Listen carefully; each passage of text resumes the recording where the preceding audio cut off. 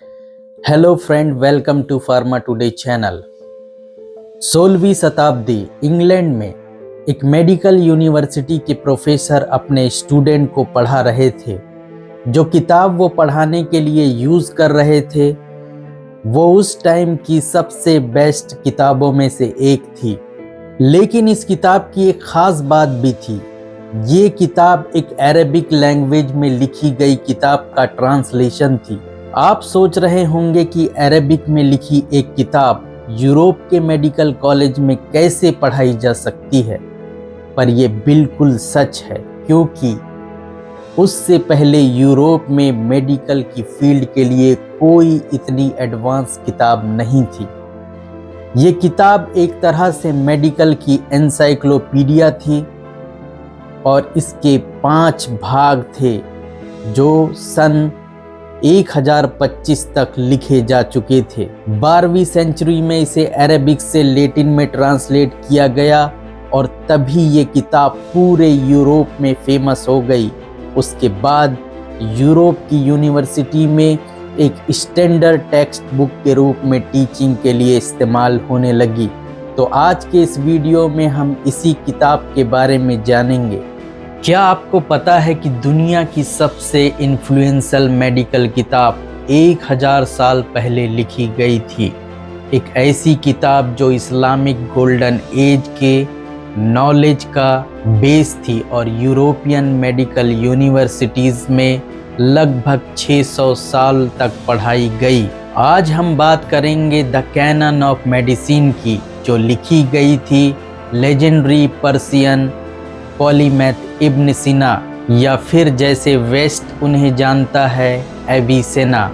तो कौन थे इब्न सीना? इब्न सीना एक पॉलीमैथ, मतलब एक ऐसे जीनियस जो हर फील्ड में एक्सपर्ट थे। उज़्बेकिस्तान के अफसाना में पैदा हुए इब्न सीना ने 18 साल की उम्र तक फिलोसफी, एस्ट्रोनॉमी, मैथमेटिक्स और मेडिसिन में मास्टर कर लिया था। सिर्फ 21 साल की उम्र में उन्होंने अपनी पहली किताब लिखी थी, लेकिन उनका सबसे बड़ा काम द कैनन ऑफ मेडिसिन था। उन्होंने इसे अपने कैरियर के आखिरी स्टेज में लिखा था।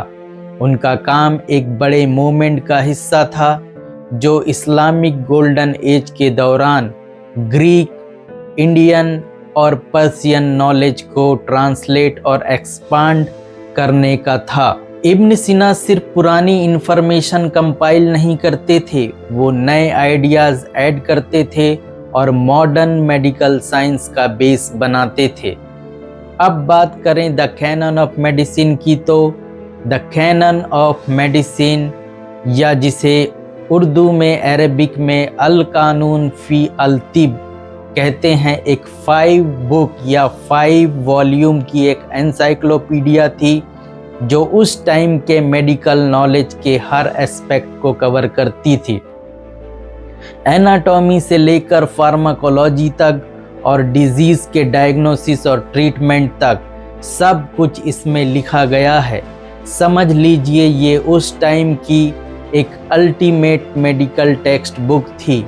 इस किताब में इस्लामिक वर्ल्ड में हो रहे मेडिकल नॉलेज के साथ साथ ग्रेको रोमन, पर्शियन, चाइनीज़ और इंडियन मेडिसिन को भी शामिल किया गया था। The canon of medicine 5 book या वॉल्यूम में डिवाइड है। बेसिक मेडिकल और physiological principle, anatomy, health regime और जनरल ट्रीटमेंट मेथड को बहुत ही अच्छे से बताया गया है। मेडिकल सब्सटेंस की अल्फ़ाबेटिकल लिस्ट, उसके बाद उनके जनरल प्रॉपर्टीज़ दी गई है। डिजीज़ जो बॉडी के एक स्पेसिफिक पार्ट को इफ़ेक्ट करते हैं, उनकी डायग्नोसिस और ट्रीटमेंट दिया गया है। कंडीशन जो मल्टीपल बॉडी पार्ट्स या पूरी बॉडी को इफ़ेक्ट करते हैं, उनकी डायग्नोसिस और ट्रीटमेंट को बताया गया है। कंपाउंड रेमेडीज़ का फॉर्मूलरी या लिस्ट और डिटेल दिया गया है। तो चलिए देखते हैं कि बुक 1 या वॉल्यूम 1 में क्या है। बुक 1 में 6 मेन टॉपिक्स या थीसिस हैं जो मेडिसिन के जनरल डिस्क्रिप्शन बताते हैं।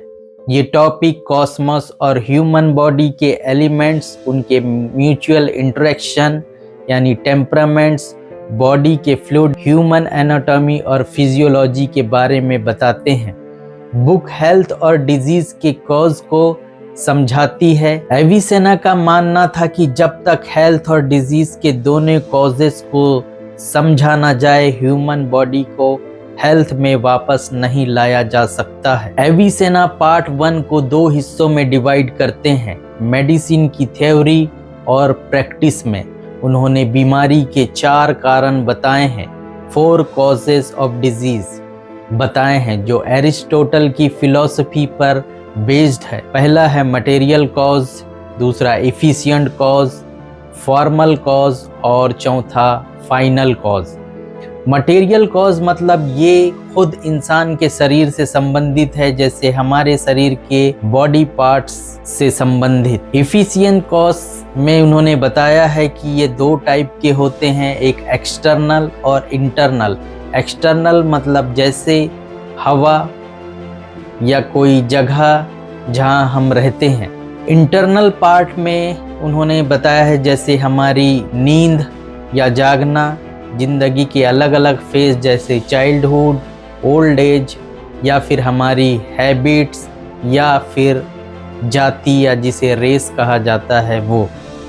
और फॉर्मल कॉजेस के बारे में बताते हैं कि ये इंसान के शरीर की बनावट और नेचर के बारे में है।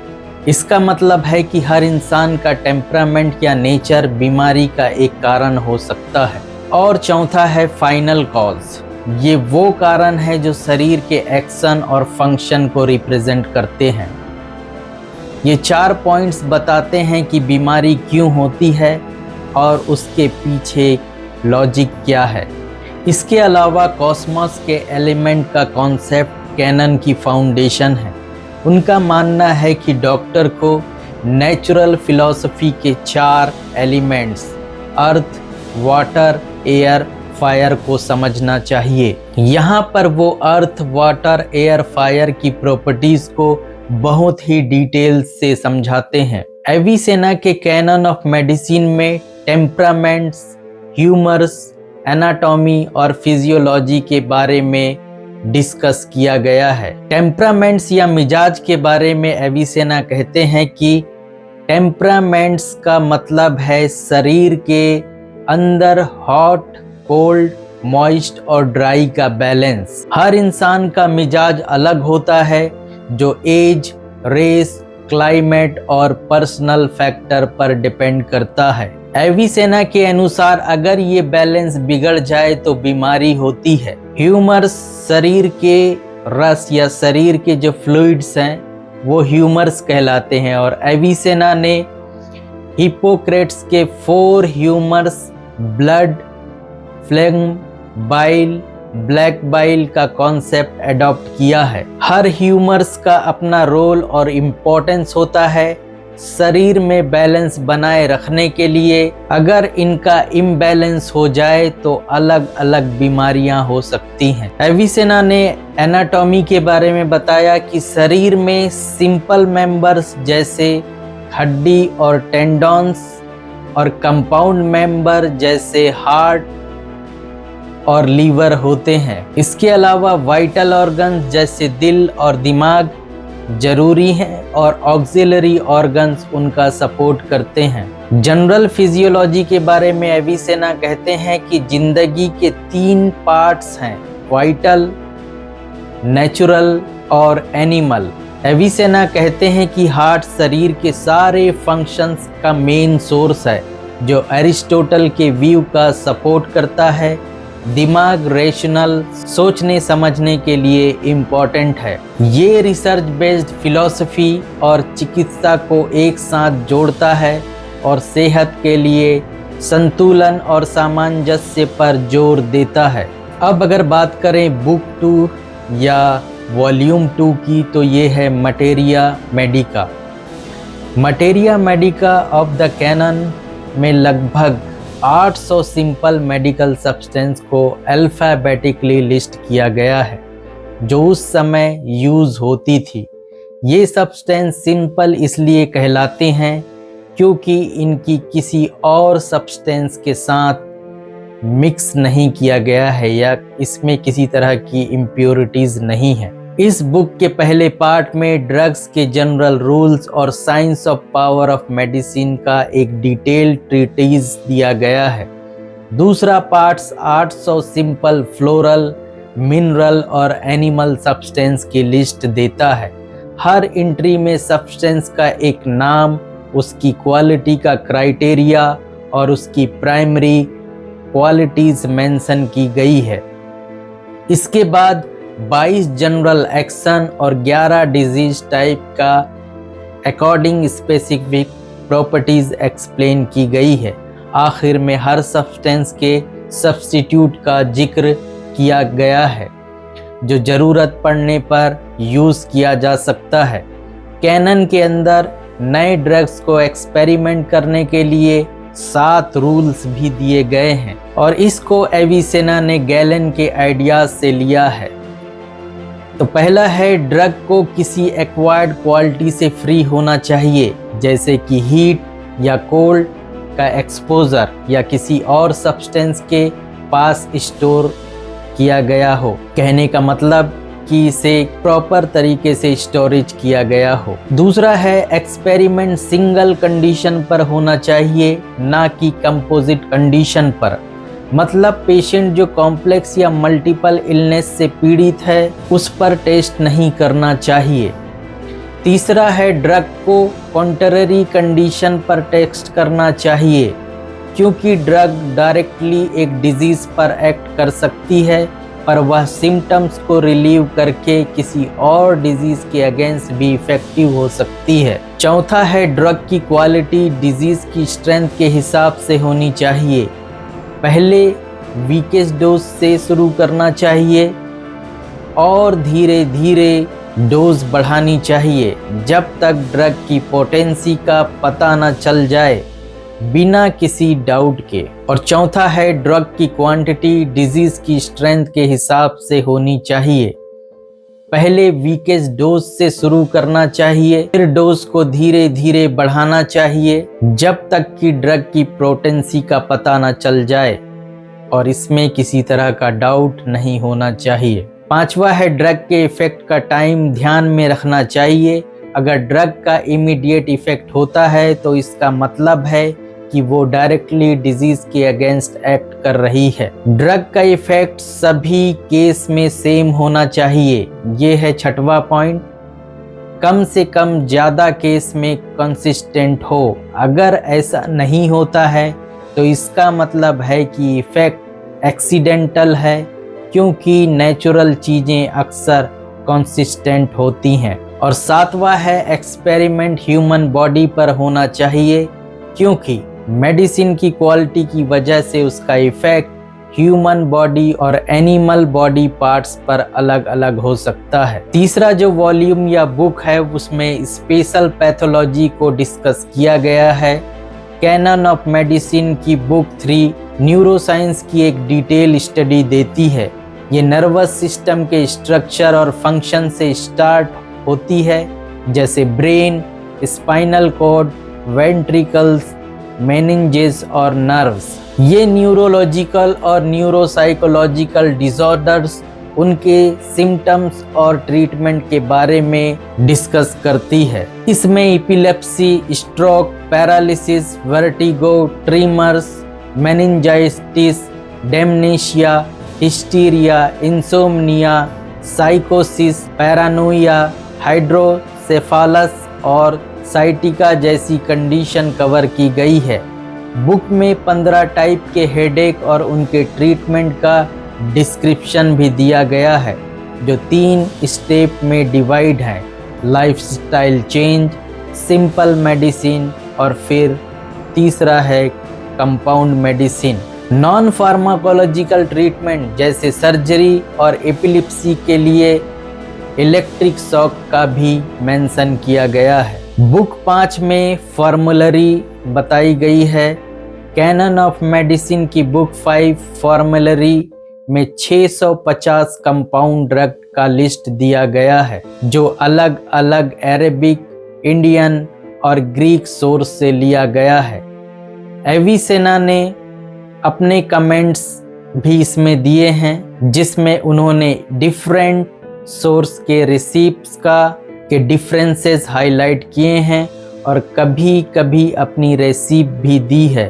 उन्होंने कुछ रेमेडीज़ की इफ़ेक्टिवनेस या इनइफेक्टिवनेस के बारे में भी अपने ओपिनियन दिए हैं और बताया है कि स्पेसिफिक इंग्रेडिएंट कहाँ से आते हैं और उन्हें कैसे प्रिपेयर किया जाता है।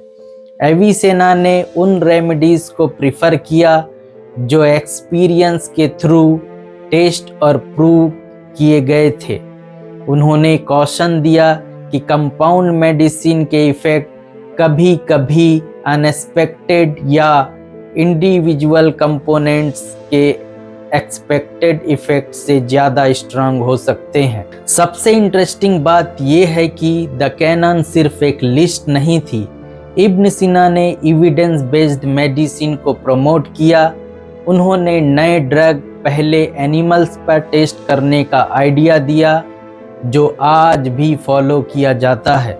द कैनन ऑफ मेडिसिन को 12th सेंचुरी में गेरार्ड ऑफ क्रेमोना ने लैटिन में ट्रांसलेट किया था और ये किताब यूरोप में कई सेंचुरी तक पढ़ाई और सिखाई गई थी। लेकिन ये इतनी अलग क्यों थी? क्योंकि इब्न सीना ने ग्रीक, इंडियन और पर्शियन नॉलेज को कंबाइन किया और अपने खुद के ग्राउंड ब्रेकिंग आइडियाज़ ऐड किए, जैसे ट्यूबरकुलोसिस एक कॉन्टेजिनस डिजीज़ है और हाइजीन का रोल डिजीज़ प्रिवेंशन में कितना इम्पॉर्टेंट है। 21st सेंचुरी में भी हम द कैनन ऑफ मेडिसिन से बहुत कुछ सीख सकते हैं।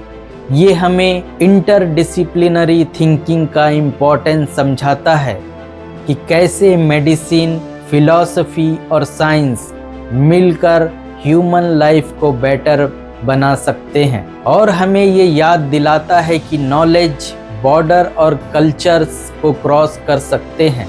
इब्न सीना का काम एक ब्रिज था जो Asian Greek thinkers, Islamic scholars और यूरोपियन रिनेसेंस को कनेक्ट करता है। तो अगले टाइम जब आप डॉक्टर के पास जाएं या एक मेडिसिन लें तो याद रखें कि मॉडर्न मेडिसिन की रूट स्कॉलर जैसे इब्न सीना के एफर्ट तक जाती है। 1000 साल बाद भी उनकी लेगेसी हमें इंस्पायर करती है। ये थी आज की कहानी। अगर आपको ये वीडियो इन्फॉर्मेटिव लगा तो लाइक, शेयर और सब्सक्राइब करें। ऐसे ही हिस्ट्री और साइंस के वंडर एक्सप्लोर करते रहें। उम्मीद है आपको ये वीडियो पसंद आया होगा। वीडियो को पूरा देखने के लिए आपका बहुत बहुत शुक्रिया।